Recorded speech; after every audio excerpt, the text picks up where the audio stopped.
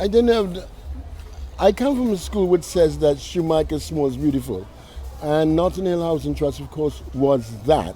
There was a personal relationship, and people talk to you about the people, the woman called Pat and stuff who did that. They will talk to you about the,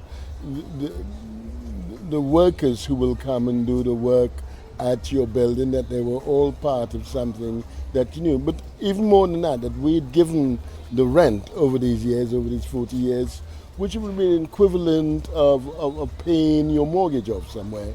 And it's because you believed in a concept somewhere. You know, it's unusual after Thatcher that people owned house. But if you were in anywhere in Europe, owning a house wasn't an asset somewhere. And so what this merger is going to do, or what the intention is basically one of asset stripping. Yeah. You will look at Notting Hill and go to streets in Manchester, and you'll see that they own these streets in Manchester and so on. Now, if the module that was first set up for the people who were under resourced and so on to have some housing, it's a module that's stood the test of time. It's profitable.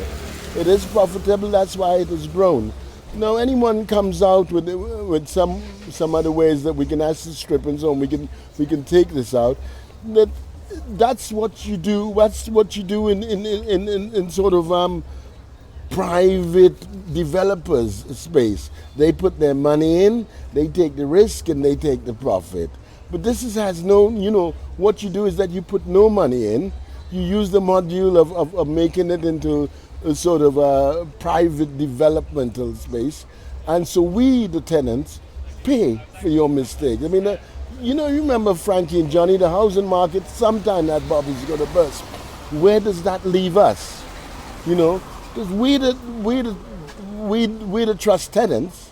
I mean, it really was built in trust for us. Let's remember this. Let's remember this. You become a trust tenant, you pay into that, so you pay into the idea of. But I believe at some time they turned it from a trust company to a PLC, which is a rip-off, really, it's sleight of hands, and so here we are. We're now used to have people who were tenants friendly. You now got a situation where you call somebody else to fix a lock. Somebody comes to see if the lock, what type of lock it is. Somebody comes back in time to ask you, could you be there on Thursday morning or afternoon?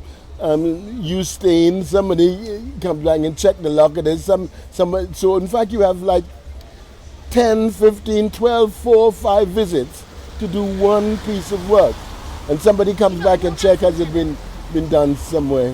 So that but in the meantime you spend hours and hours, hours and hours waiting for something really simple as a change of a lock, So what I hear you saying, there's a complete lack of trust in this merger, this big mega merger between Genesis and lots of asset stripping of property stock in Notting Hill, which is one of the biggest housing trusts in the country.